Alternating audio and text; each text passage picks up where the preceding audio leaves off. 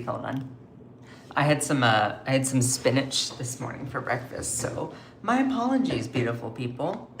Anyway, hello. I hope you all are thriving, not just surviving. So, for those of you who are wondering, okay, Scott, why are you wearing a hat? I am having one of those bad hair days, so we're gonna be wearing a hat for today's live stream. So if you don't like that, then I don't care. But yeah, so we're gonna be wearing a hat for today's live. I appreciate every single one of you. Let me get on some music here, and then we will officially, fully, 100% get started. So hope you all are doing well. It is a wonderful day. It is a Monday, right? I'm not crazy. It's Monday, February 16th of 2026. So wait, hold on. Oh no, I was gonna say it's for a second I thought it was gonna be like 2062026 or something like that. Nope. Anyway, how's everyone doing? It is a beautiful day. Let me make sure to get my music in order and then we will fully start. How was everyone's weekend? In the meantime, comment below. How was your weekend? Did everyone have a good Valentine's Day? I was a single bachelor for Valentine's Day, so I didn't really do too much. And sorry, my eyebrows kind of look janky, so I'm gonna quickly fix them. Anyway, hello, good morning. Weekend was good. Awesome. Okay, cool. So I'm officially gonna go ahead and get started. We're going to dive right into it here. Let me just take a sip of coffee and then we will fully get going. Hold on.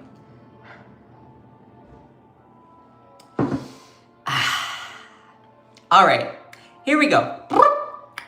Oh, that's a bad tongue pop. Hold on. Good morning, beautiful people. I hope you all are thriving, not just surviving. So today is February 16th, 2026.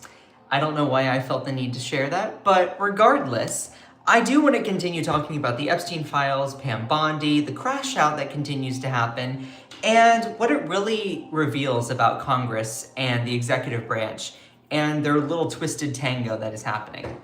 So today we're going to be doing a brief cover of everything that has happened, especially last week.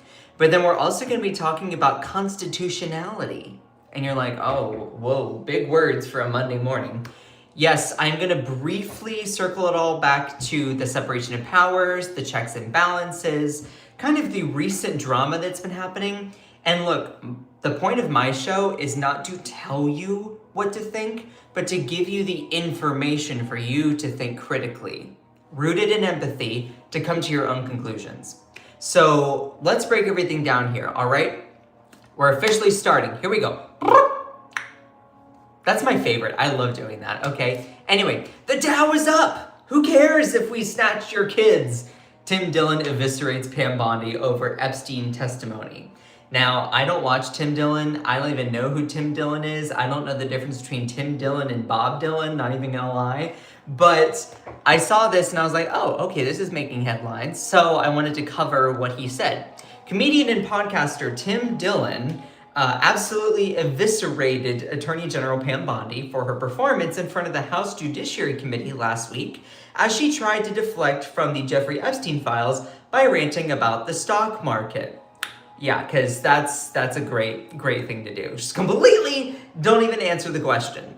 Dillon began his Saturday episode by roasting Bondi, FBI Director Kash Patel, and former Deputy Director Dan Bongino for coming to the Trump administration like the Avengers are here.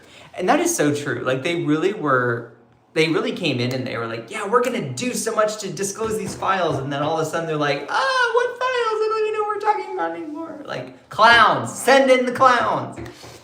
And they're all unprepared, Dillon said. They're all unprepared for what is about to happen. She doesn't know what's about to happen. She has no idea. What is this dude even saying? And they're given a choice, like, you are involved now in this cover-up. This is you. This is on you. You're in it with us. I mean, that's true. And so he put this out on X, whatever, Twitter thingy, and basically said, Pam Bondi, here she is, crashing out, as the kids would say. Crashing out about why she has not indicted the billionaires, kings, prime ministers, ex-presidents that are on Epstein's list. Now, we know the answer to that. The answer is that she's not able to. She's told she's not allowed to. I respect that last part. So, quick little thing. If you're someone who is like, yeah, Pam Bondi, she needs to resign, she needs to go, she's obviously really bad at her job, she's not handling this well, blah, blah, blah, blah, blah. If you're mad at Bondi, why are you not mad at the person directing Bondi to act this way? And you know exactly who I am talking about. Who appointed Pam Bondi? Who put Pam Bondi in that position? And why are you not mad at that person? Because look, I don't like Pam Bondi, she's just following orders. She is just following orders of what she has been told to do. Deflect, deny, distract, endless whataboutism.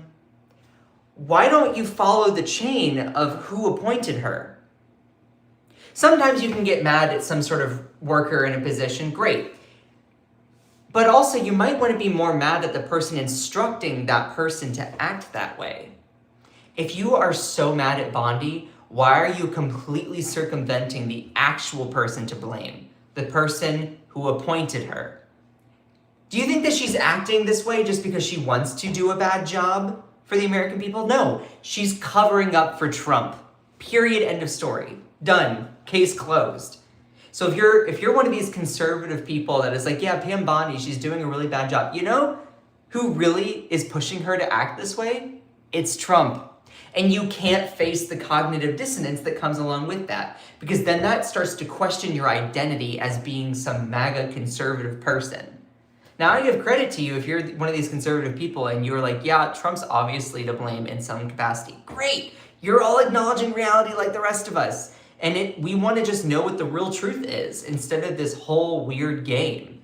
Anyway, continuing onward, I appreciate every single one of you. If you're enjoying the live, please make sure to send some likes. Tim Dillon in this crash out is like, hey, that's right. Who cares if we kidnap their children? What does it matter? The Dow is up. The Dow is up. Who cares if we snatched your kids and took them to an island to abuse them?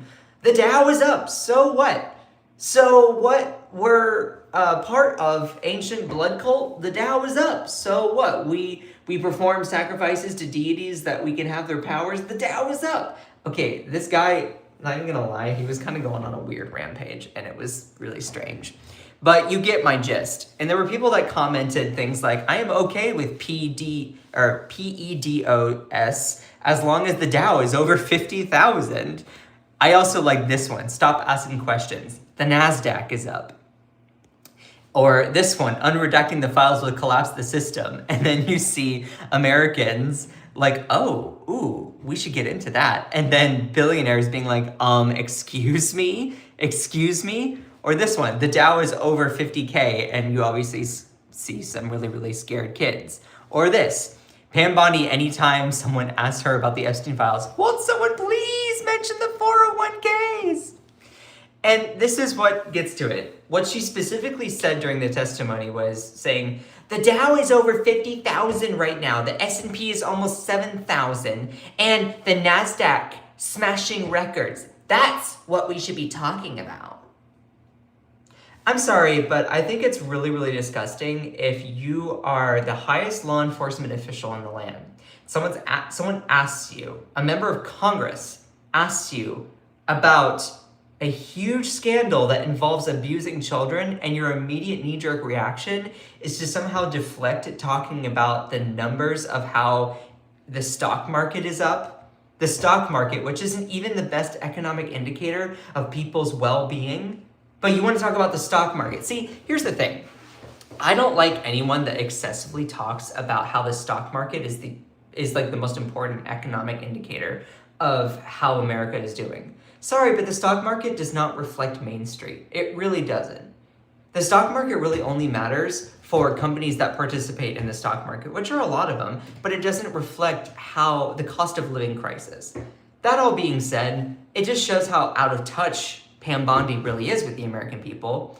But then it also shows that she thinks that we're stupid.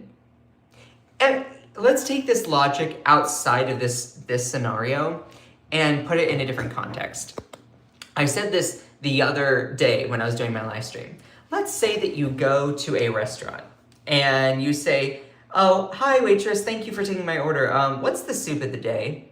And then all of a sudden the waitress goes, "Oh my God. Okay, so this is what we should be talking about. I almost crashed my car on the way here. I got a flat tire, and then there was someone who flicked me off. I wasn't able to merge, and it was a complete disaster, and that's what we should be talking about right now." It's like, I just wanted to know what the soup of the day was. Can you answer that question, please? And then it's like, I understand, but what's more important is that we talk about how my manager is disgusting and blah, blah, blah, blah, blah. Like, the inability to answer questions, of course, I think is disqualifying, but then also really shows the desperate attempts to not talk about the subject, which is a disservice to everything happening. You get my gist.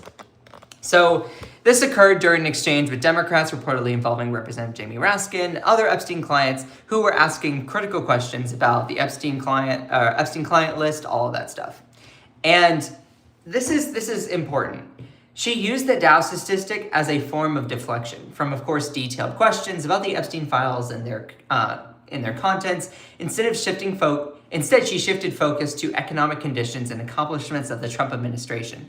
At one point, there was another member of Congress that asked her a question, and then she just completely ignored it and was like, "A Border Patrol agent was shot and murdered." And it was like, that has nothing to do right now with what the question was. Has nothing to do with anything whatsoever. And of course, there were people clowning on her, being like, the Dow. Who the fuck references the Dow in 2026? She's got talking points directly from the Oval Office.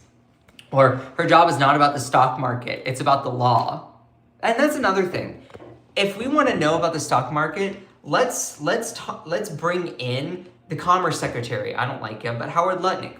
If we want to talk about the economy, let's bring in Scott Bessent, the Secretary of the Treasury. Let's bring in other people that are supposed to be in positions that talk about those things. We don't bring in the Attorney General to talk about the economic stock market, S&P. No, we don't do that. We bring in the Attorney General to talk about law enforcement.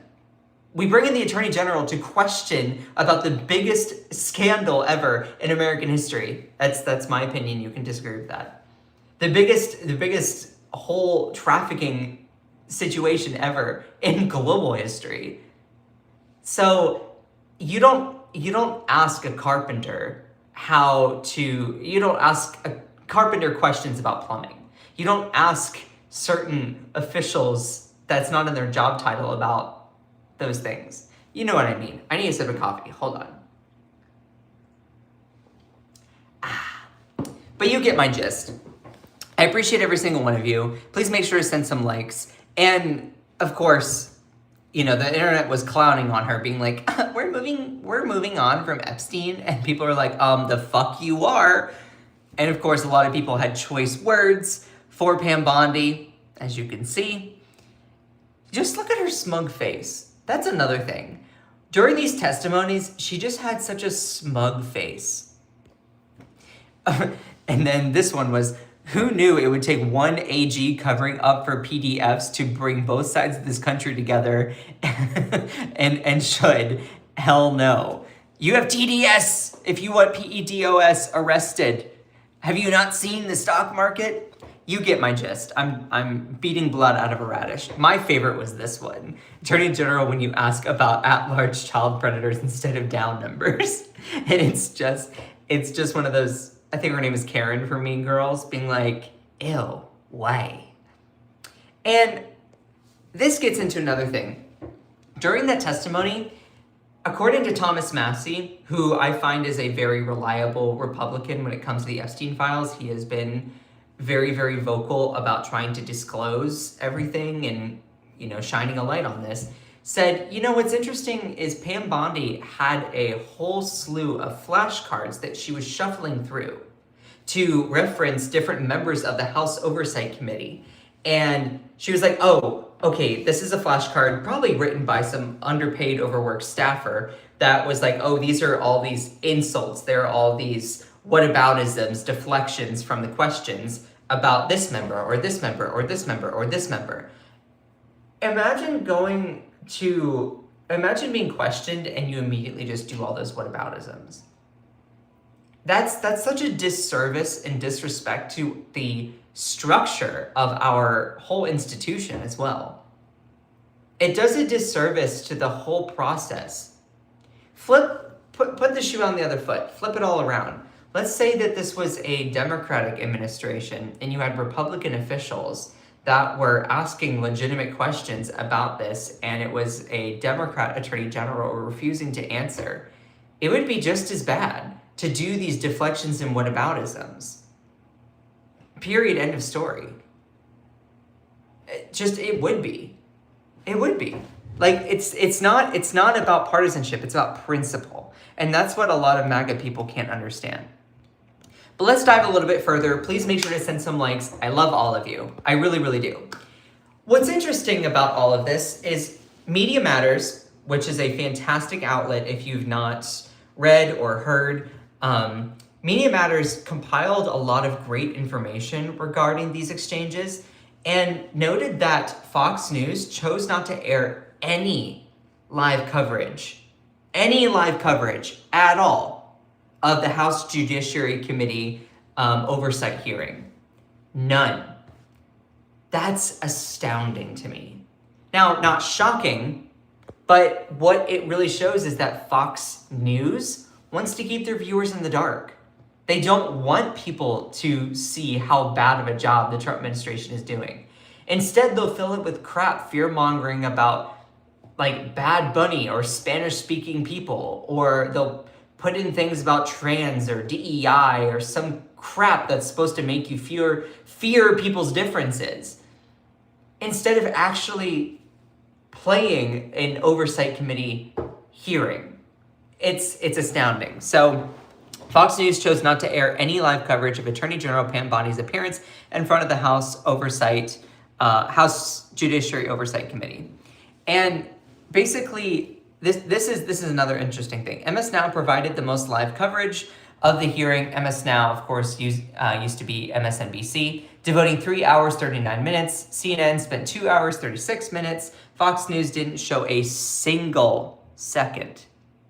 And of course, we can talk about the methodology. This is a graph of what we're seeing here. Sorry, I shut the wrong graphic. And I find that just astounding, because it really shows the priorities of the far right-wing media to keep their viewers in the dark. If you're someone that watches Fox or Newsmax or OANN, these outlets are trying to steer a specific opinion on you. Now, you could be like, oh, well, that's what other outlets are doing too. I'm not going to disagree. Oh my God, did I just completely blow your mind? That's why it's important to try and get as much information from raw news sources. I always try to encourage people to, and it sounds crazy, I would encourage that you read news, don't watch news. I know it's hard. And I'm literally saying this as a news video content creator. I find written news to be a little bit more reputable, but make sure it's not always an opinion piece. I'm just being real. Try to just look for the raw information instead of people's opinion about it. That's why whenever I say an opinion, I explicitly say, hey, that's my viewpoint. And so I want people to understand that.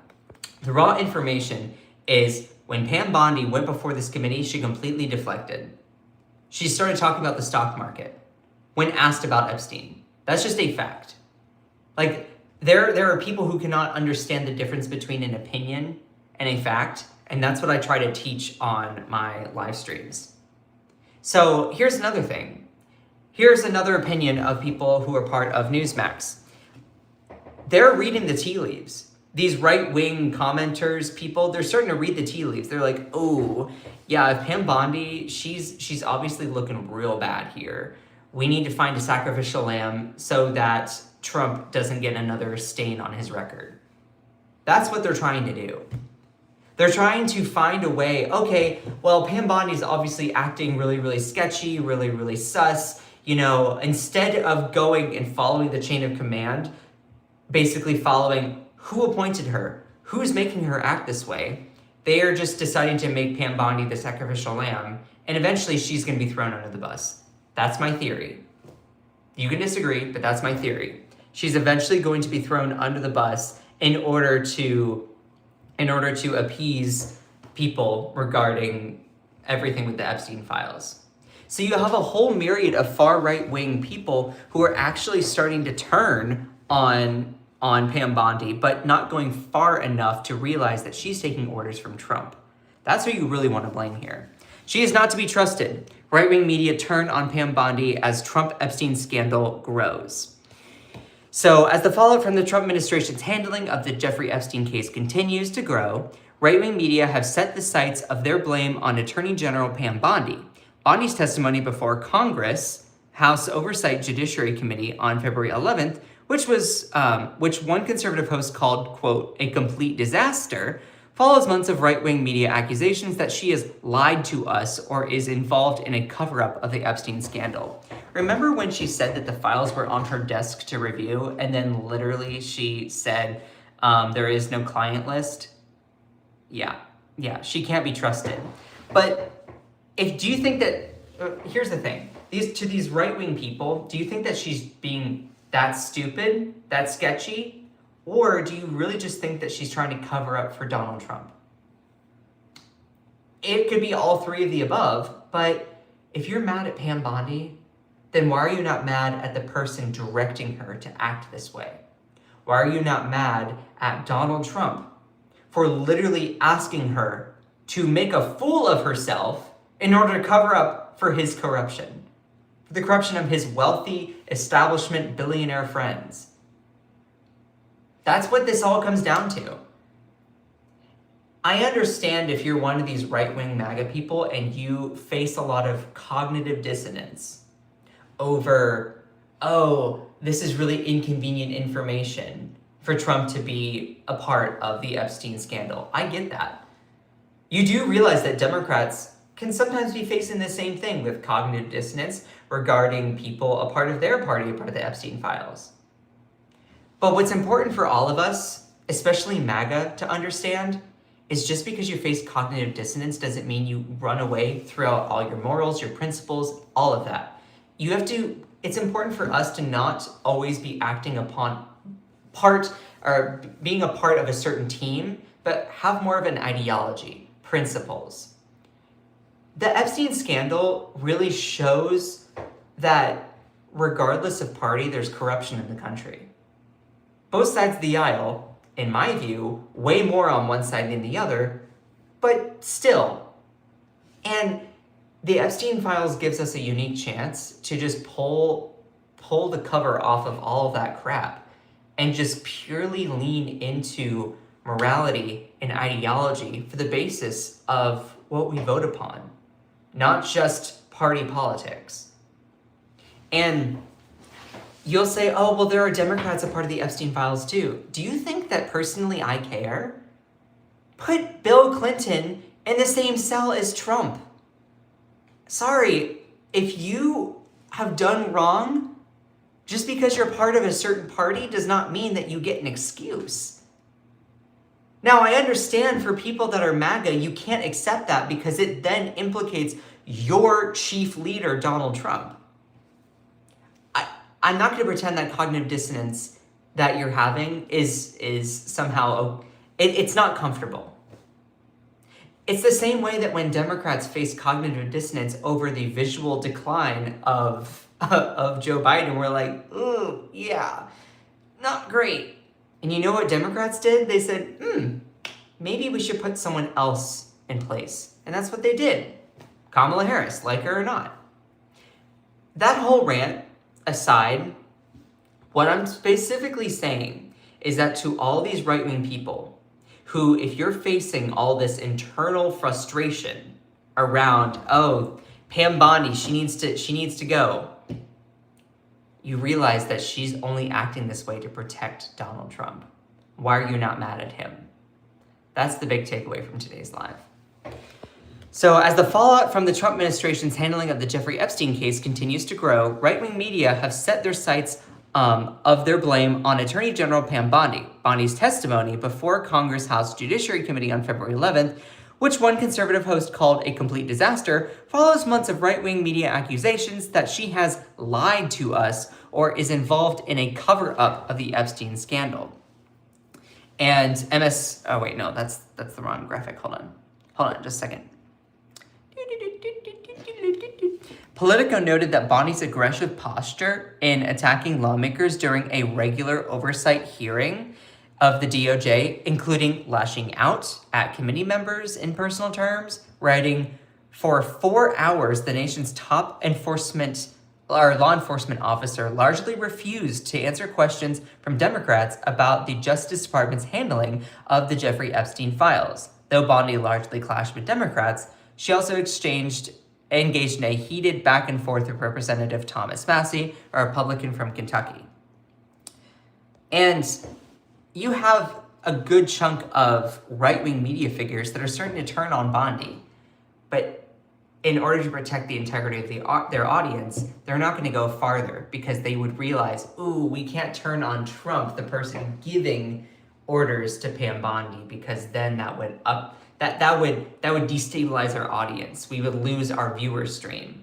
I can't be a full journalist because then that would actually jeopardize my ability to have an audience, because people would face too much cognitive dissonance. It would upset them too much. So people like Greg Kelly, instead of blaming Trump, are like, it's Pam Bondi. She's just incompetent. She's not to be trusted. I hope she leaves soon. Coward for not actually exposing the truth. He said, quote, "I don't think Pam is living up to that responsibility. Lots of theatrics on her part today before the House. That's great, but she's not responsive, evasive, and I think she's not to be trusted." Why do you think Pam Bondi is being evasive or acting in the way that she can't be trusted? That's the thing, that they can't answer that question, because then they would realize, it's Trump giving her the orders. Do you think Pam Bondi is just this stupid? Or do you think she's covering up for Trump? It could be both. I guess you would have to be stupid to cover up for Trump. But that's the thing. They can't go farther to then acknowledge the real truth behind it, because then these far right-wing media people would lose their audience. Another person is Carl Higbie. Carl Higbie is like, Bondi's testimony was a complete disaster and disservice to Donald Trump and this nation. How is it a disservice to Donald Trump? How was Bondi's testimony a disservice to Donald Trump? When Pam Bondi, appointed by Trump, he claims that she's still doing a good job,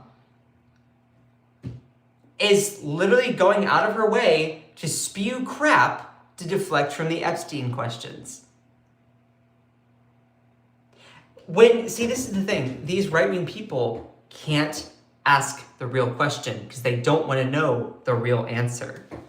They don't want to know the real answer. And as soon as they start asking real questions and get to the actual root of the issue, that Pam Bondi's taking orders from Trump to protect him, along with his rich, wealthy billionaire friends, a part of the Epstein scandal, their whole audience falls apart. Their whole audience falls apart. So Newsmax host Carl Higbie was like, Bondi's testimony was a complete disaster and a disservice to this nation. After today, I don't know how her political career survives.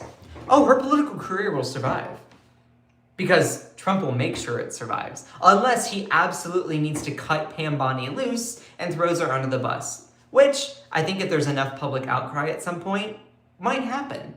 But guess what? Trump, he can try to keep his hands clean because he has someone else do his dirty work for him. But conservative media figures, instead of their propagandists, but media figures don't ask the real questions of where these orders and actions of Pam Bondi are really coming from. Because then that would expose that the emperor has no clothes. Or podcaster Tim Pool says, she's done a moderately bad job. I think they've they've miserably handled the Epstein files. Trump thinks that she's doing a good job. Otherwise, she wouldn't be in that position. Also, you know Trump. If Trump did not like what Pam Bondi was doing, she still wouldn't be there, right? Sorry, did I make some people think critically about something? You know Trump. If he doesn't like someone, he says it. He posts about it. He rants about it. He screams about it. He becomes an internet warrior and types it endlessly on Truth Social. If he's, why hasn't Pam Bondi been fired then? If Trump is so upset. It doesn't matter how much weird Newsmax news hosts on the right talk about, oh, it was a complete disaster. It's a disservice to Trump. I don't know how her political career survives. It will survive because Bondi is doing exactly what Trump wants. But they can't admit that. They can't admit it. They won't. Because then it shows their whole business model. This is what he said. All right, look, folks, I got to level with you. When I started this show, I told you that I was going to call balls and strikes like I saw it. Even when it wasn't good for my own party, okay? Today is one of those days. Unfortunately, in my humble opinion, Pam Bondi did a real disservice to Donald Trump. She's taking fucking orders from him, you idiot. I don't know what else to say. Did a real disservice to Donald Trump in this nation. That's my concern because Donald Trump has to succeed. He has to succeed. He has to succeed. Otherwise, my job being a propagandist for him falls apart. Cuck. If every part of this cabinet does not succeed, there's no more chances. This is it. America is the last place. Oh my God, why does this guy have to be so hyperbolic? And was this hearing entertaining? Oh yeah, it was definitely entertaining. Was it helpful? Not even a little bit. But I want to talk a little bit about it. Show you a bunch of the highlights and lowlights. Kind of let you decide. Now, right out the gate, I want to give you credit where credit is due. Start on a high note. This country is in fact a lot safer than it was a year ago. Blah, blah, blah, blah, blah. Propaganda. Let me just go in and lay it on thick. Then he goes, however, there's something to be said when your best spokesperson is not you. When you are the witness. But basically, look, the rest of the hearing was a complete disaster. Look, I know Pam, all right? I was in her corner when she took office. I gave her all the benefit of the doubt. I want her to succeed. But after today, I don't know how her political career survives, especially after Massey asks basic questions. Look, love Massey, hate Massey. You do, but just hear the exchange. Blah, blah, blah, blah, blah. So he's like, oh, this is such a disservice to Trump. Absolute coward, completely missing the point. Another person, Tim Pool. Tim Pool was like, yeah, she's done a moderately bad job. Moderately bad job.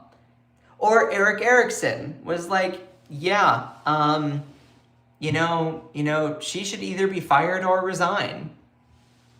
We talked about that earlier. Eric Erickson, this guy.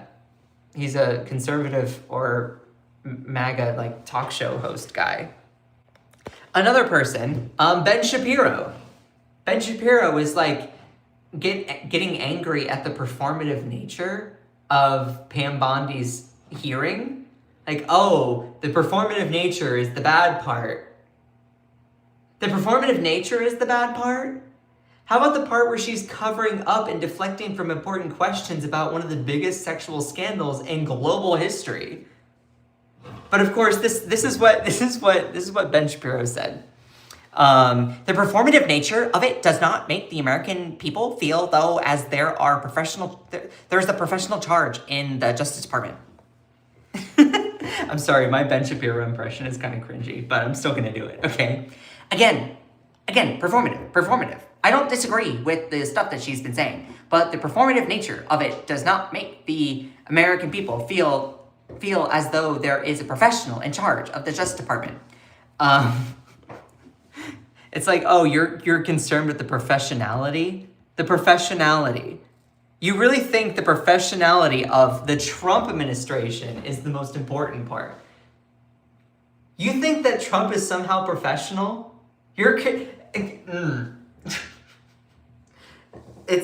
I find it wild and ironic that Shapiro is like, oh, I'm concerned about the professionality. Really? Professionality in Trump? Trump is a guy who literally has a Wikipedia page devoted to all of the nicknames that he's given people in a mocking nature. You think that Trump cares about professionalism? This is a guy who threatens to annex countries over social media. I want to make Canada a 51st state. Maybe we should just take Greenland. Maybe, I don't know. Some people are saying it's important. Some people would say it's cool. Like, you think that the professionalism is like the last word I would think about in regards to the Trump administration. Professionalism? Girl. Gaga Chandra. Like, and so this is what Ben Shapiro continued to say. So here's Pam Bondi. This was the most awkward moment by far. So she was asked about Epstein, and she promptly started doing a cable news spot about how no one should ever mention Epstein again. They should only talk about the stock market. Which, yeah, listen, I generally agree on the coverage that Epstein, given the evidence that we have, far exceeds the claims made about Epstein's, far exceed the evidence that we have, and thus the coverage of Epstein far exceeds the actual evidentiary claims. With that said, I'm not sure the Attorney General's job is to go out there and be like, why are you even covering this? It's the Dow Jones is doing great. This was not great here. Not great at all, Bob. They can't say the actual real things because then their whole business model of propagandizing their viewers completely falls apart. You have other allies like Laura Loomer, who said that the Epstein files had become such a controversy because Americans were told and promised by people like Pam Bondi that they had all these files and they had videotapes. And that's very, very true. Like, I don't like Laura Loomer. I think that she's awful in several regards. But you also have other people like folks on the Tucker Carlson show. YouTuber Ian Carroll said, I can't think of anybody who I'm more disgusted by right now in our government than Kash Patel and Pam Bondi. Again, why is my hair starting to do this thing where it's peeking out? Oh my God. Oh my God, it looks so funny. Look at this. I was having a bad hair day, so that's what this is. Hold on, let me fix it real quick. Hold on. Elevator music. I was having a bad hair day, that's why I put on a hat, okay? If you're mad at Kash Patel and Pam Bondi for their mishandling of the Epstein files, my question is, who hired them? Who oversees their job? Who is asking questions about following up, making sure things are done correctly? Hypothetically, the president, right? If you're mad at Pam Bondi and Kash Patel, why are you not mad at the person instructing them to act that way? Do you think that they're going out on a limb to make the president look bad on purpose? Or are they literally doing this because they know it's what must be done in order to protect Trump? And that's the thing. MAGA, you know that Trump is implicated in all of this. Just like Democrats know that Bill Clinton also implicated in this. Do you think Democrats care? Yeah, he was a former president. Sure, whoop-de-doo, put him in the same cell as Trump. The thing is, I'm sorry. To MAGA, I'm sorry that you're facing this cognitive dissonance that comes with it. It must be uncomfortable. I get it. But is it more important to protect a president, like to protect someone like Trump than try and somehow wash over it like everyone except for him is to blame about it? Like, and there are some parts of MAGA that are starting to peel off because they're like, ooh, crap, really? Yeah, this is actually starting to really show how Trump is implicated in all of this. Why do you think that it's been such a big thing of all the redactions? Like, I could go into all of it, but I've said what I could say. The evidence just stacks up. And you have all of these right-wing people that are completely trashing Bondi, yet they can't go further and ask, who is Bondi acting on behalf of? Because if Trump was so upset with Bondi, she'd be fired, right? Trump fires lots of people all the time, just not out of a cannon, although he would probably want to. Let me tell you, I wanted to fire her. I wanted to fire her out of a cannon. Someone told me I couldn't do that. We don't have any cannons big enough. Some people said that we should do it. I don't know who those people are, but, I just thought it was a good idea. If Trump was mad with Bondi about mishandling this whole situation, she'd be fired. Trump would also go on his Truth Social and online and start ranting about it. Trump is not shy about ranting and being disrespectful and rude and using the power of social media to basically brainwash his supporters into thinking something. But he hasn't done that. So Trump must be happy with Pam Bondi. So when Carl Higbie says, oh, it's a disservice to Trump. No, it's not a disservice. It is a literal service for Trump. That's what it is. This is the Epstein administration. Thomas Massie trashes Trump and fiery ABC bit. And referring to Bondi, she came with a book full of insults. One for each congressperson, Massie said. She obviously had one for me. And I've been there when former Attorney General Merrick Garland was there. Obviously, politically, I don't agree with him.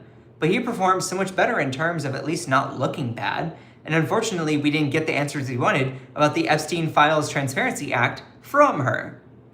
And this is another thing.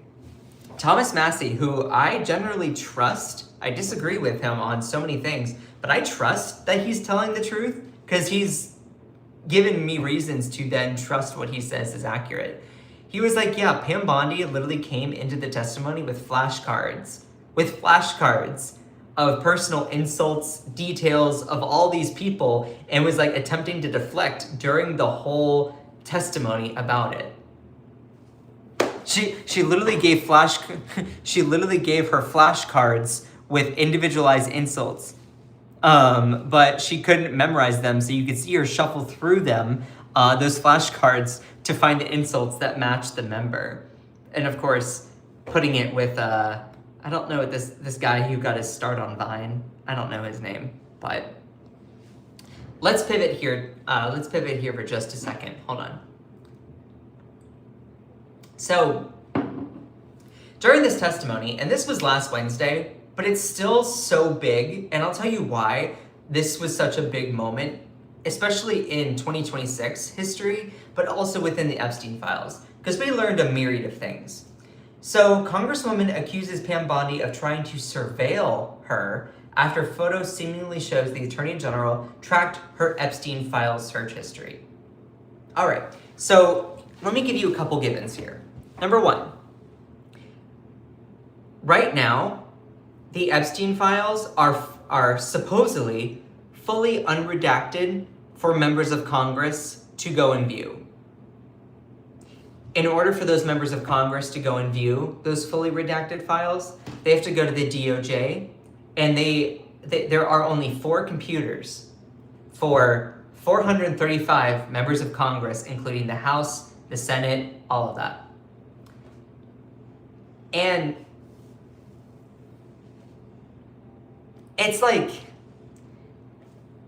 sorry, hold on, let me pause. I was trying to do the math. 435 members of Congress, I believe, is correct. But that's where I got hung up for a second. I know that there's oh geez, I don't remember how many members of Congress there are in the House. I know there's 100 in the Senate. I don't remember how many there are in the House. But you get my gist. There are 4 computers, only 4 computers, for like 435 members of Congress to go and look at these Epstein files. That's crazy. But the givens, sorry, hold on. I'm getting a little bit disorganized here. Okay, so let me give you some givens in this whole Epstein files thing. Number one, during this testimony, Pam Bondi comes with a binder that has the printed search histories for members of Congress. No, you're not mishearing me. If you look closely at this image here, this was taken by a photographer during the House committee hearing. You can see, like her or not, Pramila Jayapal, and it shows her search history for looking into the Epstein files before the hearing. Now you're like, okay, wait, hold on, I'm missing something I don't understand. Let me go to a quick little civics lesson, okay? I know, just follow me here. You know, if you've heard of the separation of powers, how many people have heard of the separation of powers? Do you know what the separation of powers is? I actually think I'm gonna do a poll. Hold on a second. How do we do a poll? How do I do a poll? Poll. Do you know what, not do you blow, do you know what the separation, and if you're watching this back as a video, I apologize, of powers are? Yes, no, okay.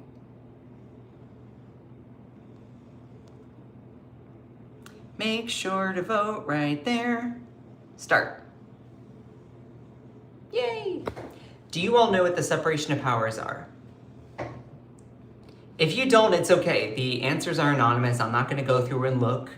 But do you all know what the separation of powers are? If you don't, it's okay. I promise. Or if you're like, oh yeah, I remember hearing about it, but I don't really remember what it is. I should have included an option for that. Right now, Congress is saying, hey, we're investigating the executive branch and how they are disclosing the Epstein files to the public.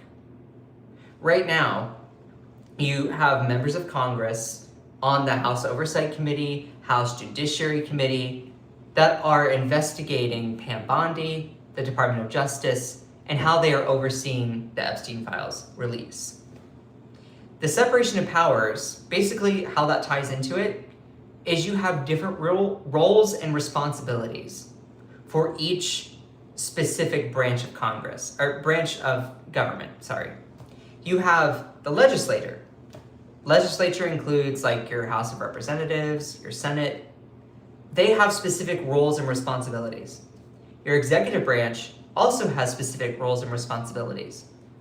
That includes the president, that includes members of the cabinet, etc. Then you have the courts, which are Supreme Court, appellate courts, district courts. They have their own roles and responsibilities. So the separation of powers, basically what that means is each branch has their own role. They have their own responsibilities. They have their own duties. Think of it as three friends in a group.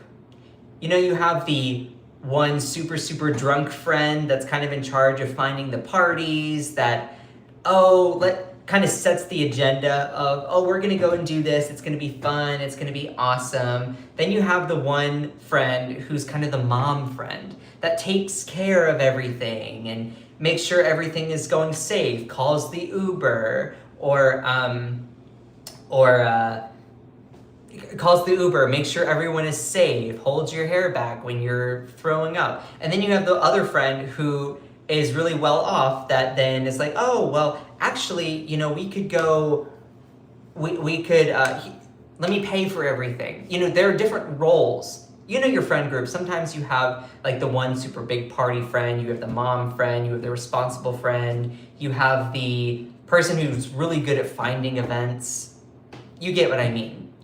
Our government has those specific roles. So the roles of the legislature, how do I get rid of the poll here? Hold on. Replace, but I don't want to do one. Okay. So the role of the legislature is to oversee different words. I'm not as eloquent today. Hold on. When investigating the executive branch, the legislature can oversee the executive branch. So they have roles and responsibilities to investigate into them. Doing fine, I'm learning. Thank you. I needed to hear that. Sometimes I kind of get in my own head with thinking, oh, there are people that don't understand, or there are people that, that aren't understanding, or you're not doing a good job. I have those automatic thoughts in my head.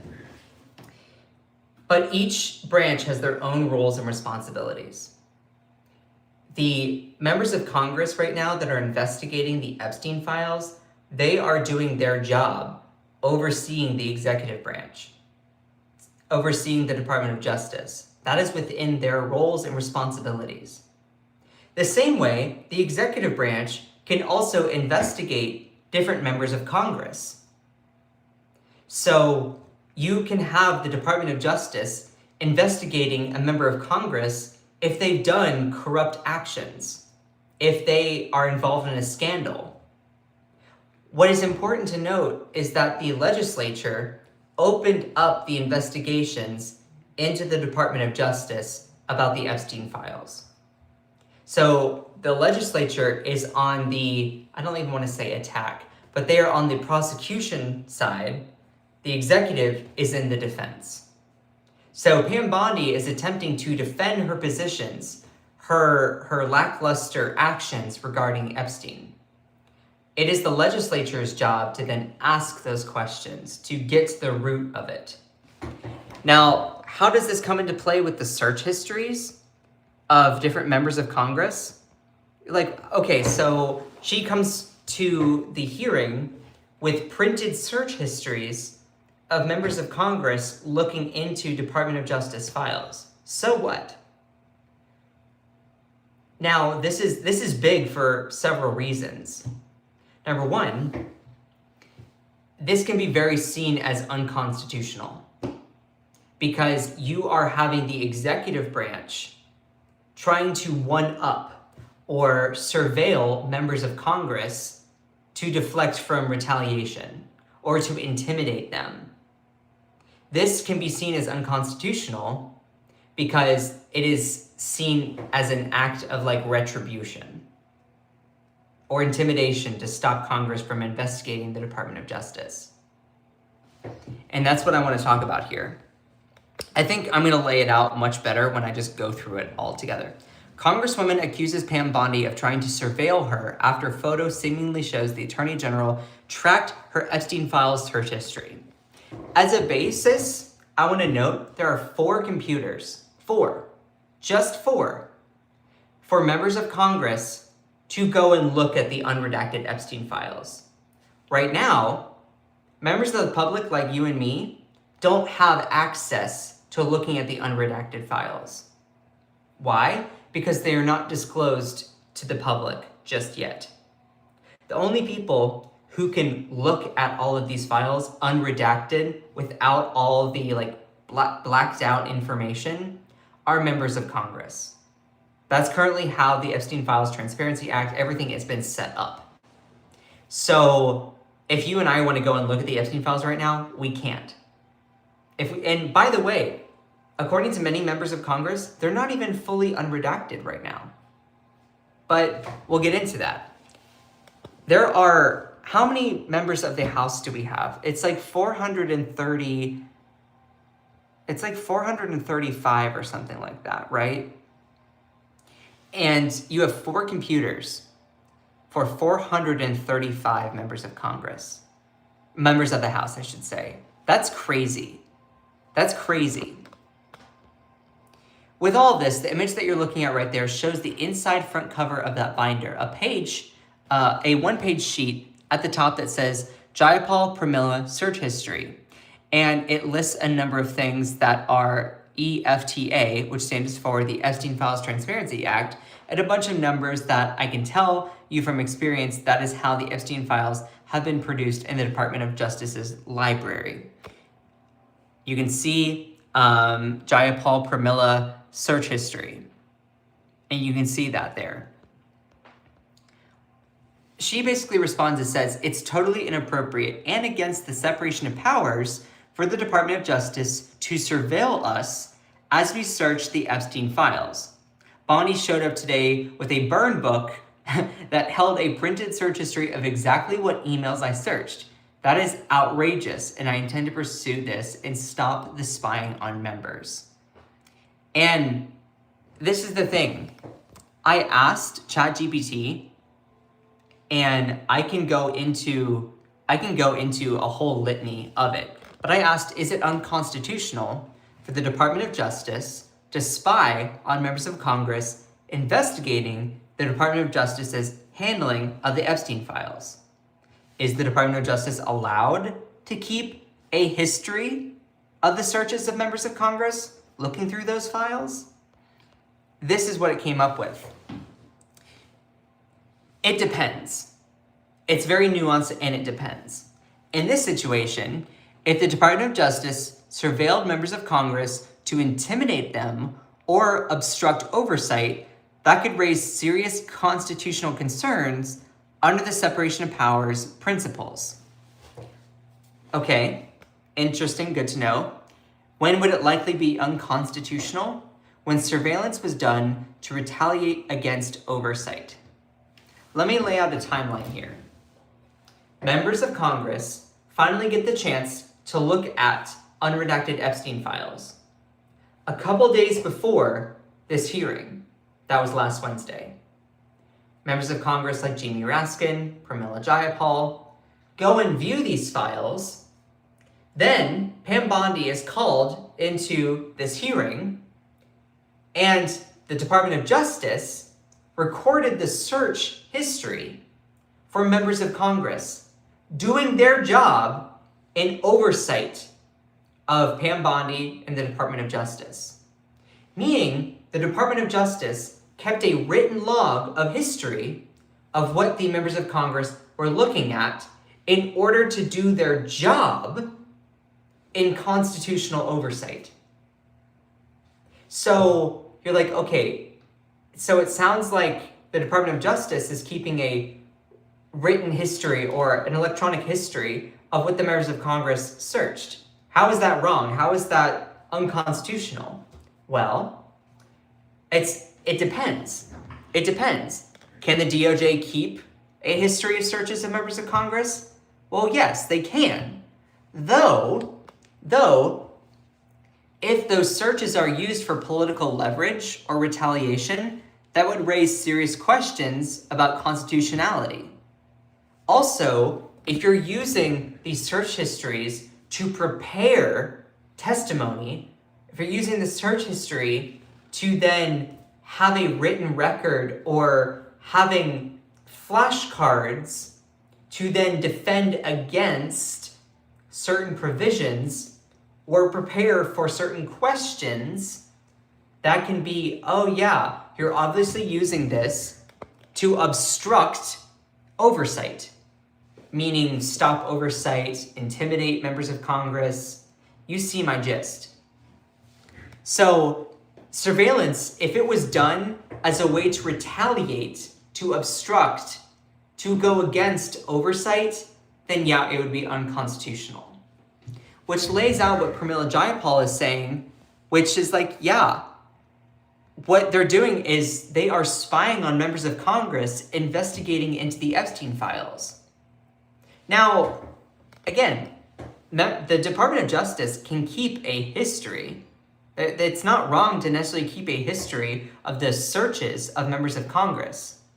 But when it is Congress, members of the House, looking into and investigating the Department of Justice, and the Department of Justice using those search histories as retaliation to obstruct into the roles, into the job of members of Congress investigating them, it is seen as unconstitutional.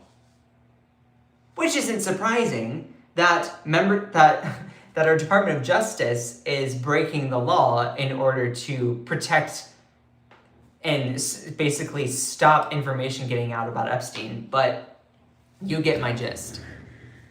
And one of the biggest parts of this story is the fact that members of Congress only have 4 computers. 4. To look at the unredacted Epstein files. Which again, these unredacted Epstein files are not public to people like you and me. They haven't been released to the public yet. That's why we can't view them. Jamie Raskin says the Department of Justice is giving members of Congress just 4 computers and a satellite office to read the unredacted Epstein files of more than 3 million documents. Working 40 hours a week on nothing else but this, it would take more than 7 years for the 217 members who signed the House discharge petition to read just the documents they decided to release.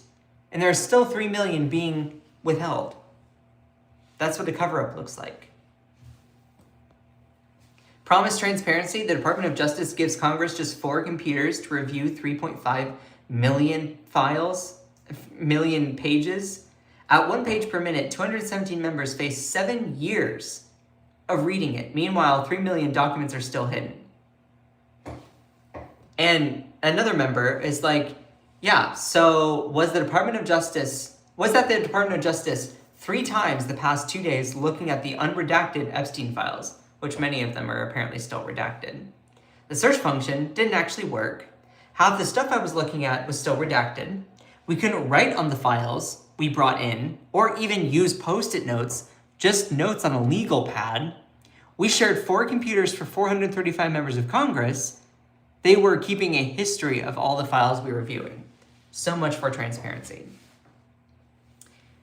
So basically, and one more thing is, the Bible has 783,000 words.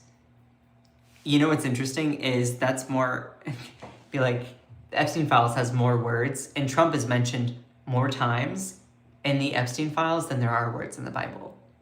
Just saying. That also shows how big the Epstein files are, just in a sense. So to put it all in a quick little bow, to tie it up, you have members of Congress doing their job, investigating the executive branch, the Department of Justice, and Pam Bondi for the botched release of the Epstein files in this cover-up. And the Department of Justice is using the search history of these members of Congress looking into those files as potential intimidation, obstruction of oversight, to then try to stop this investigation. Now, it's not going to stop the investigation, but what they're attempting to do is deflect, distract from the real story, which is, of course, the Department of Justice covering up for Epstein at the behest of Trump. Period, end of story. I hope that last part really kind of dove into it. And I know I was a little bit all over the place I was a little bit all over the place at one point. Sometimes I get in my head, and this is just me personal, sometimes I get in my head when I don't feel like I'm explaining things very well. So I might just quickly do a summary of everything before I end the live stream here. But I just want to say I appreciate every single one of you. I'm going to quickly get into that summary. Are there any chats that I need to read, moderators? Shout out to my amazing moderators for keeping this space civil. There are a lot of people who are obnoxious and try to come in here and derail the live stream, just spew some crap. And, you know, I'm just really not. We really don't need to do that. Like, it's just obnoxious when they do. Let me take a sip of coffee first. Hold on. All right. Do we want a quick little summary? Do we want a quick little summary of everything?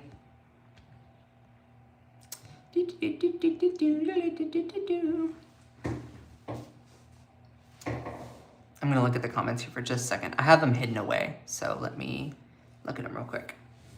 Your voice doesn't match your appearance? Sorry, bro. Was I supposed to have a deep voice? Was I supposed to have a really deep voice? Yeah. This is not a fake voice at all. At all. So I appreciate every single one of you. Let's dive into it. C-Bar, hello! All right, yeah, let's quickly do a little summary of everything. All right, here we go. Good morning, beautiful people. I hope you all are thriving, not just surviving. So, of course, a lot of right-wing media figures are trying to cover their own ass and basically throwing Pam Bondi under the bus, which I think it's very likely, and this is my opinion, you can disagree, I think it's very likely that Pam Bondi is going to be the sacrificial lamb at some point for the whole botched Trump Epstein scandal, because there are a lot of right-wing media figures, propagandists, that are seemingly criticizing her and basically priming their audience to then call for her resignation, instead of asking the critical questions of why is Pam Bondi acting this way? And they just don't want to blame Trump. That's what it really comes down to. That thought wasn't clear, but you know what? You get the gist. The Dow is up! Who cares if we snatch your kids? Tim Dillon eviscerates Pam Bondi over Epstein testimony. If you all remember, back on last Wednesday, Pam Bondi was called to an oversight committee hearing in Congress regarding the Epstein files, along with other questions about ICE, etc. And at one point, she was asked lots of questions by members of Congress about Epstein, and she immediately just pivoted. She just pivoted to being like, the Dow is over 50,000 right now. The S&P is almost 7,000, and the NASDAQ is smashing records. That's what we should be talking about. Of course, she uses this as a form of deflection from answering questions about the inherent cover-up of the Epstein files. The fact that she said the client list was on her desk to review and then said there is no client list.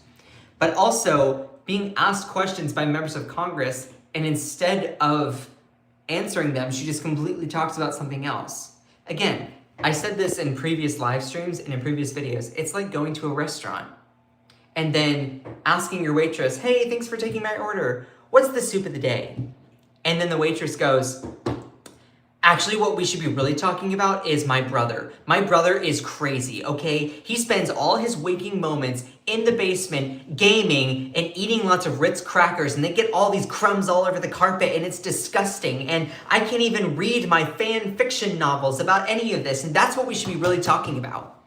It's like, has nothing to do with my question about asking what the soup of the day is. But of course, that's the exact kind of logic and scenario that Pam Bondi goes into when it's a congressional hearing and she's asked about the Epstein files. Another point, another member of Congress asked her a question about the Epstein files, and she goes, a Border Patrol agent was shot and killed. And then it was like, oh my God, this is obviously not going to get us anywhere. You and your performative crap. Okay? So she uses this as a way to deflect from answering questions. And of course, the internet was clowning on her. Pam Bondi, anytime someone asked her about the Epstein files, won't someone please mention their 401ks? Or I'm okay with PEDOS as long as the Dow is over 50,000. And of course, there's some MAGA people being like, he's playing 8D chess. Or this, the Dow, who the fuck references the Dow? She's got talking points directly from the Oval Office. Deflect. Her job is not about the stock market, it's about the law. Period. End of story. Or this, we're just moving on from Epstein, and everyone in the American public is like, the fuck you are? No, you're not. And just looking at her smug face during this whole testimony, honestly, and this is my opinion, you can disagree, was just haunting. You can also see, who knew it would take one attorney general covering up for PDEOS to bring both sides of this country together. And of course, it shows it shows Fox News live streaming this, being like, you have TDS if you want PEDOS arrested, sir. Have you not seen the stock market? Which, again, this is actually super, super funny, given what I mentioned earlier. Fox didn't even air a single minute of this testimony. Didn't even air a single second of the whole hearing. Because they don't want their viewers to learn. They don't want their viewers to actually see the incompetence. They don't. What's interesting is you had Media Matters, which is a fantastic source. I definitely encourage you to go check them out. They did this whole overview being like, how long did certain cable news outlets actually cover Attorney General Pam Bondi's testimony to Congress? You can see MS Now did 3 hours, 39 minutes. CNN did 2 hours, 36 minutes. Fox News did 0 minutes. And that's really, really interesting. You also have several different right-wing media figures that are strategically deciding to turn against Bondi. But you know what that really reveals? It really reveals their cowardice because they're not asking themselves the real question. Let's pause here for a second. Remember, you know that when Trump is really, really mad at someone, he takes to social media and says so. That's what he does. Like him or not, that's what he does. If he doesn't like something, he takes to Truth Social and is like, this person is an awful, deplorable, disgusting human being that is so incompetent and does the world a disservice and, has no integrity, no one likes them, and it's disgusting, everyone thinks so. Like, you see what I mean. He's not criticized Pam Bondi over her handling of the Epstein whole scandal. Haven't you noticed that? Trump isn't mad at Pam Bondi about all of this. He hasn't said anything recently, to my knowledge, about how Pam Bondi is doing a disservice to him. Yet, there are many far-right-wing propagandists that are deciding to then try and throw Pam Bondi under the bus in order to keep Trump's hands clean. And so you have these far right-wing propagandists that are like, she's not to be trusted. She's not to be trusted. Instead of asking who she's acting on behalf of, they're like, oh, let's just throw Pam Bondi under the bus. Let's say that she does become the sacrificial lamb. Trump's just going to put another person in there to do the exact same thing. Just to become another victim of the whole crazy existence of Donald Trump. So, for people that are like, oh yeah, Pam Bondi, she's obviously botched this investigation. Has she though? Because Trump's not mad at her. Trump hasn't fired her. If Trump was mad about it, he'd fire her. So Trump must be happy about it. Must be happy that she's covering it all up. Just saying. She's not to be trusted. Right-wing media turn on Pam Bondi as Trump-Epstein scandal grows. And it's not even just Greg Kelly. It's a whole slew of conservative propagandists. As the fallout from the Trump administration's handling of the Jeffrey Epstein case continues to grow, right-wing media have set sights of their blame on Attorney General Pam Bondi.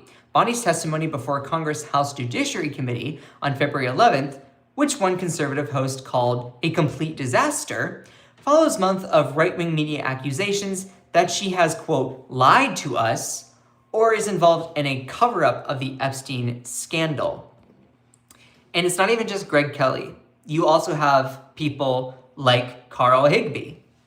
Carl Higbie has said that, quote, Bondi's testimony was a disaster and a disservice to Donald Trump.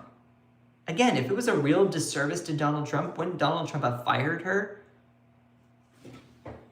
And it's because it's not a disservice. Pam Bondi is doing exactly what she's been hired to do. Her deflections are an exact role, a responsibility that she has been given by Trump to deflect from the Epstein whole scandal. That's what this really comes down to. Of course, you have podcaster Tim Pool being like, yeah, she's done a moderately bad job. I think they've miserably mishandled the Epstein files. Well, I would agree that they've mishandled them, meaning kept them secret when people are asking for them to be revealed. Members of Congress asking questions, and they just avoid that. This is the thing. This is the thing. Pam Bondi is doing exactly what she's been told to do. She's doing exactly what she was hired to do, instructed to do. Don't blame her for fulfilling her role because that's what Donald Trump said. If you're really mad at Pam Bondi, why are you not mad at Donald Trump? For being the person instructing her to make a fool of herself, to cover up for his crimes, And also the crimes of his wealthy billionaire establishment, PEDOS, friends. Because if you actually decide to get mad at Trump, then it completely eviscerates your whole identity of being MAGA. What it would mean is you would have to throw away your 47 shirts that you have that say Trump on it. It would mean you have to throw away your 13 yard signs, your 18 flags that you bought, all having Trump on them. It would mean that you would have to admit that you were duped by buying the Trump sneakers, the Trump socks, the Trump pants, the Trump figurine that stands in the corner of your creepy living room, or your Trump cologne. It would lead to people having an identity crisis, which MAGA is already starting to become on the precipice of. But you get my gist. You have other far right-wing figures like Tim Pool or Eric Erickson that are like, yeah, Pam Bondi, she should either resign or be fired. Why are you not asking the next logical question of who is she acting on behalf of? Because if they really ask that, then they would get an answer that they wouldn't like. And also, they can't go further and ask the really tough critical questions because it would alienate their audience. As soon as any conservative or MAGA person, propagandist, decides to criticize Trump, the whole MAGA cult turns against them. Even if that criticism is warranted, valid, correct. Meanwhile, I can criticize someone like Joe Biden or Kamala Harris or even Bernie Sanders or AOC because it's less about party and more about principle and more about ideology. It's not about team sports. But it doesn't work that way on the Republican side.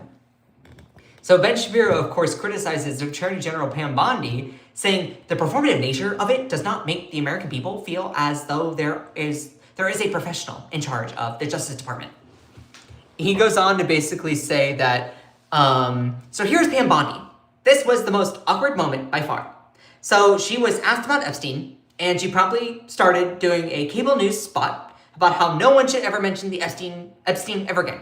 They should only talk about the stock market, which, yeah, listen, I generally agree that the coverage of Epstein, given the evidence that we have, far exceeds the claim that about Epstein, far exceeds the evidence of what we have, and thus the coverage of Epstein thus exceeds the actual evidentiary claims. Pause. What the fuck does that even mean? What does that even mean? With that said, I'm not sure the Attorney General's job is to go out there and be like, why are you even covering this? It's the Dow Jones is doing great. This was not great here. Not great at all, Bob. And Ben Shapiro ultimately gets so angry, claiming, oh, I don't like the performative nature of it. It's not professional. This is what he said. Again, performative. I don't disagree with the stuff that she's saying, but the performative nature of it does not make the American people feel as though there is a professional in charge of the Justice Department. What's also just crazy is that Ben Shapiro says that it's not professional. Professionalism? You think that MAGA, these far right-wing MAGA cult members care about professionalism?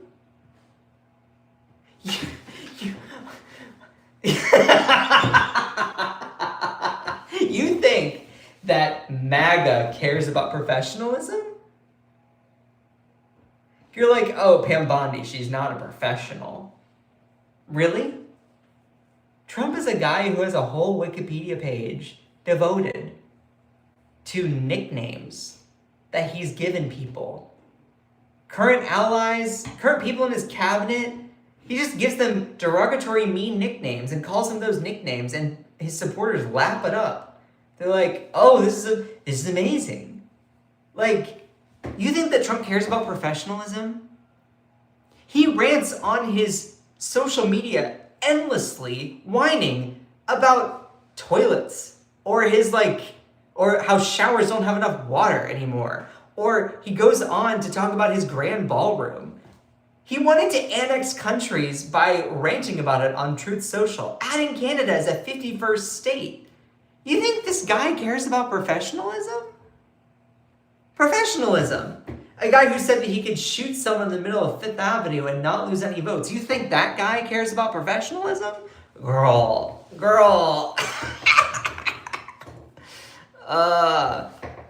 You get my gist. All these conservative people were like, oh, we got to throw Pam Bondi under the bus. Meanwhile, you can't ask yourself the real question. Who is Pam Bondi taking orders from? It's from Trump. And if Trump was dissatisfied, he'd fire her. Which might end up happening. We'll see. She might end up being the sacrificial lamb because she becomes so unpopular. And in order to show an illusion of progress about Epstein, they might try to throw her under the bus and be some sacrificial lamb. Meanwhile, if Trump was really, really angry about her covering up this, he'd fire her. But he's not going to, because she's doing a splendid job about it. She's doing exactly everything that Trump wants, which is covering up for him and his billionaire friends. And this gets into the last part of the live stream that I want to cover. So you all know that recently there was a hearing back on February 11th. I know this was 5 days ago, which seems like a million years in American journalism. But the reason why this is so relevant is because of what we've learned in the last few days. Sorry, hold on, I was adjusting my chair. On February 11th, Pam Bondi was called to testify in front of Congress. She was asked lots of questions about Jeffrey Epstein, the current status of the Epstein Files Transparency Act, and also general questions about members of Congress now having a couple days of access to the unredacted Epstein files. Which, pause, not all the files are unredacted, according to many members of Congress. Now, you're like, wait a minute, hold on. Are we able to see the unredacted Epstein files? Not you and I. Unfortunately, right now, only the people who can see these unredacted Epstein files are members of Congress. So just want to put it all out there that when you go to search for the unredacted Epstein files, you can't find them, because the only people that have access currently, as of right now, today, are members of Congress. So this is what gets into the current situation here. Hold on just a second. Where was I? I lost track of where I was. Right now, since you and I can't see it, we have to rely on the testimony or the language coming from our elected representatives, which isn't ideal, because you don't want to be a journalist and somehow claim he said, she said drama as like, oh, this is all we have to rely on. But right now, because you and I, the public, don't have full access to read the unredacted Epstein files, it leads us to have to trust certain members of Congress for some information about them. Now, let's say that certain members of Congress say something about it and then it ends up being a lie. I will be the first to tell you.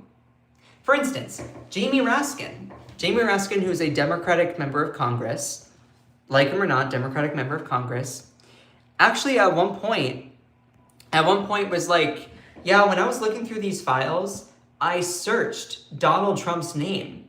I searched Donald, and it came up with a million search results. Now, he said that could mean that Trump's name is mentioned over 1 million times in all of the Epstein files. Now, he said, well, pause. Also, given that just because it's Donald doesn't mean that it was Donald Trump. He said, I couldn't go through and verify every single instance, because again, there were only 4 computers for 435 members of Congress to look at these unredacted files. And they wouldn't even allow us to send files, download PNGs. They wouldn't allow us to send images or videos to ourselves to review later on.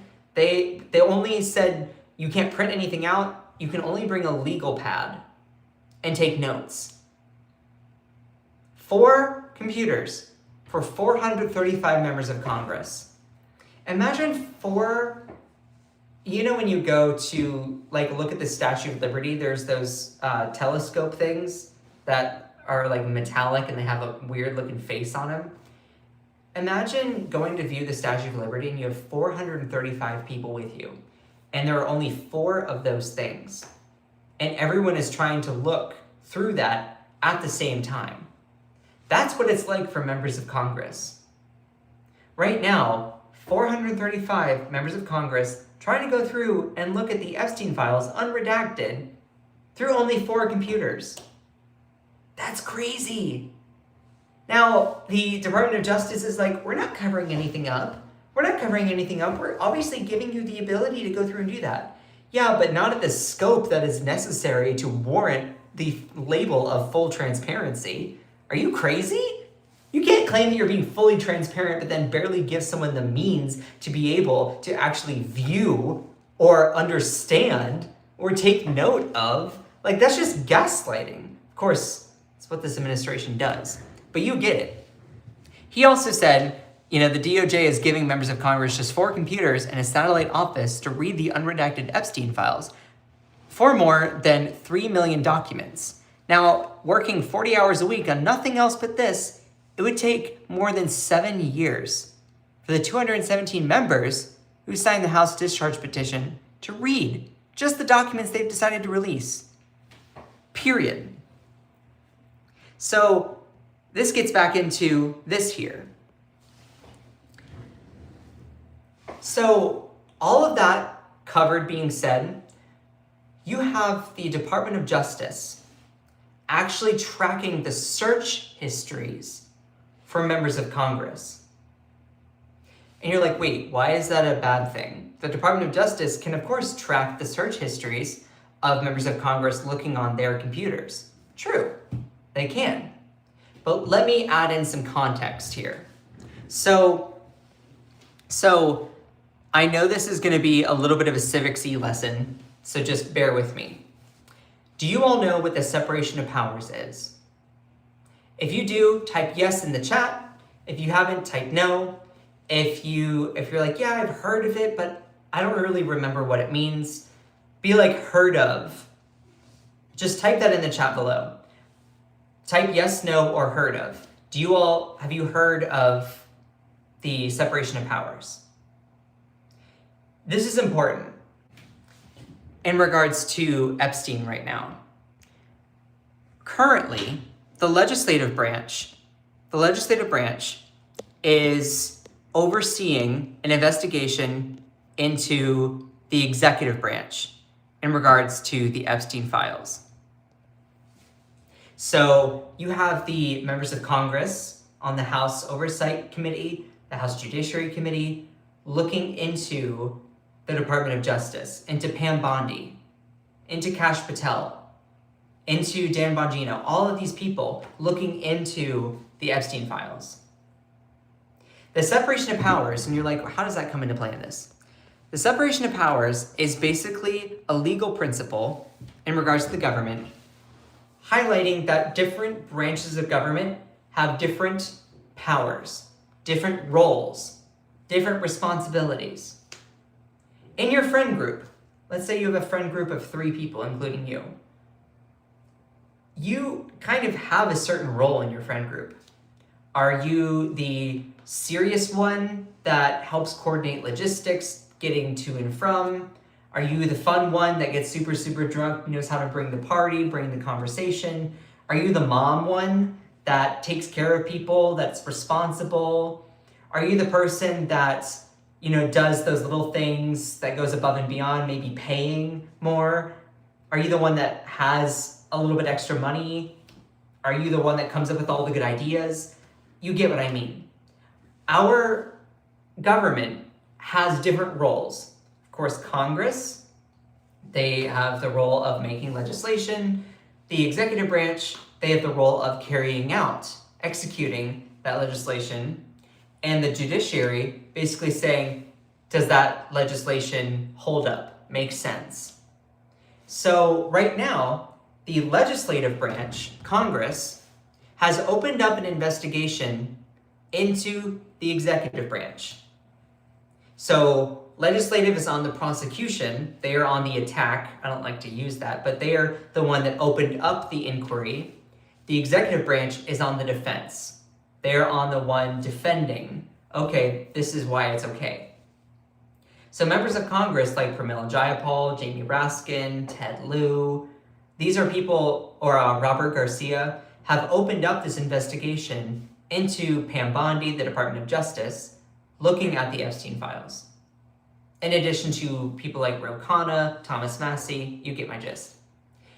The executive branch is saying, yeah, well, you passed this law, and we now provided you 4 computers to look at the Epstein files, 4 computers from 435 members of Congress, might I add, and they basically called the Department of Justice, the Attorney General, the leader of it, to this testimony to answer questions. Instead of answering questions, she deflects, denies, distracts, everything. So how does this play into search histories? Well, you have members of Congress like Pramila Jayapal, who went through and looked at the unredacted Epstein files at the Department of Justice, was looking through, preparing to ask the Attorney General questions. And it was disclosed that Pam Bondi had ended up printing the search history for Pramila Jayapal. Probably also the search history for every other member of Congress that went and looked at these Epstein files, including Thomas Massie, Jamie Raskin, Ted Lieu. I could go on. So you're like, well, why is it a big deal? They were on Department of Justice computers, right? It's their computers. They have the right to record the search histories. I understand, and they do in some capacity. Except in this situation, it's very likely unconstitutional. And let me tell you why. So, when you break it down, because it is a legislative inquiry into the executive branch is on the defense. So, I asked ChatGPT, and I'm someone that has a political science degree, so I can kind of also give you a rundown. I asked, is it unconstitutional for the Department of Justice to spy on members of Congress, like record their search histories? And in regards to handling of the Epstein files, is the Department of Justice allowed to keep a history of the searches when they go and look through those files? And this is what it said. If the Department of Justice surveilled, meaning like looked at, printed, recorded the histories of members of Congress, to intimidate them or obstruct oversight, then yeah, that could raise serious constitutional concerns under the separation of powers. Remind you that Pam Bondi printed those search histories, brought them to that testimony 2 days later, trying to use that as intimidation or trying to use that to obstruct the whole proceeding. So it's very likely that Pam Bondi acted unconstitutionally in that. The executive branch basically printing out, using these search histories to try and obstruct an investigation into them. If surveillance was done as retaliation or trying to work against oversight, again, the timeline is that members of Congress were given access to looking at the unredacted Epstein files a couple days before the hearing. So on February 9th, they were given access to look at these unredacted Epstein files, which again, they aren't fully redacted. They aren't fully unredacted, I should say. And it was only 4 computers for 435 members of Congress. That's crazy. Can't say that's transparency. But then 2 days later, the Department of Justice uses the search histories of those members of Congress, investigating them as fodder, as material to use in this hearing to obstruct oversight, to obstruct the ability for Congress to look into the Department of Justice and Pam Bondi. That becomes unconstitutional. That goes against the structure of our government. That shows that you are acting un-American, because that goes against our written document. That goes against our structure of government. That means that you're doing something wrong. So if you're using the search histories for political leverage or retaliation, yeah, it definitely can be an abuse of power or obstruction of Congress. Now again, the Department of Justice can keep search histories. Say the shoe was on the other foot. Say it was reversed.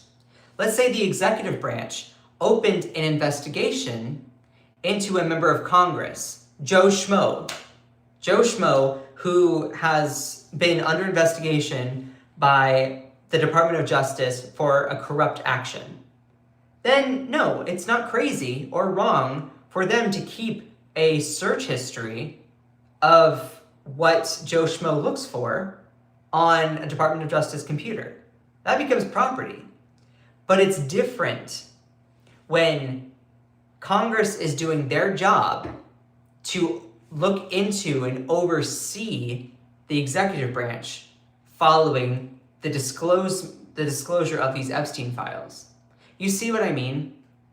It's because of the certain role, if it's used as retaliation or to obstruct oversight. So that's what makes this whole thing really interesting. This is a classic, the Epstein context this is classic congressional oversight. Any executive interfering or aimed at stopping oversight would be constitutionally suspect, meaning if it interferes with legislative duties or it's retaliatory. What counts as retaliatory? Punishing members of Congress for conducting oversight or intimidating them into stopping or narrowing investigations.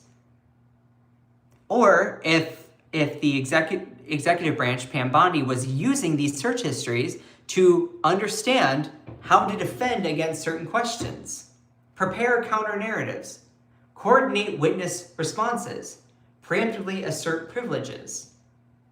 So, in a nutshell, what happened within this testimony is they took down the search histories of members of Congress doing their job, overseeing the release of these Epstein files, which Pam Bondi did not answer these questions at all, instead deflected, denied, distracted, talking about the Dow. She started talking about the Dow, the NASDAQ, like that's somehow a big indicator of economic health, and instead is now interfering with the disclosure of the unredacted Epstein files, instead of giving the American people, the victims, the actual justice that we are craving and deserve. Does that all make sense? I appreciate every single one of you. I need to get going. So I appreciate every single one of you. I really, really do. Y'all are amazing. My music went off because I talked so long, and my voice is starting to get a little bit rough. I hope that was a good summary for a lot of what has occurred. I try to make it easy to understand. Sometimes it's not easy to be politically informed or engaged. I get that. It can be exhausting trying to be politically engaged. But I hope that that all provides important context as to what happened. Yeah. Well, and I'm not here to tell you what to think, but I'm just trying to give you the information to think critically too.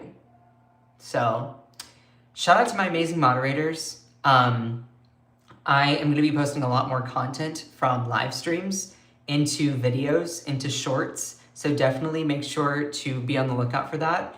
I love all of you so much, even if you don't like me. I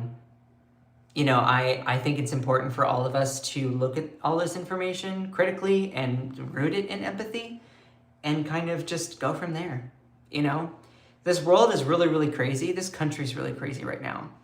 And if I can just shed a little bit of light into what is happening and give you the information to come to your own conclusions, then I've done my job. And shout out to my amazing moderators in here. Akicha, you're awesome. Kate, Elisa, Cherie, you're incredible. I love you all so much. Y'all are incredible. C-Bar, good friends of the show, also in here. To anyone who is subscribed to then contribute to helping me do this, y'all are incredible. Thankfully, we had a little bit of a bigger audience today, which was awesome. If you really enjoyed the live stream, please smash that subscribe button. It really does mean a lot. We have a lot of people who will watch the live streams and then not also subscribe. So make sure to go and do that. Also, I posted some recent videos specifically about Bad Bunny and my viewpoint on all of that, offering some important critical information about it in context. So definitely go and check that out. So anyway, I appreciate all of you so much. Y'all are amazing. Just remember that you are beautiful, you are loved, you are valid, you are strong, and you are fierce. Don't let anyone or anything ever dim your shine. I love all of you so much. Bye!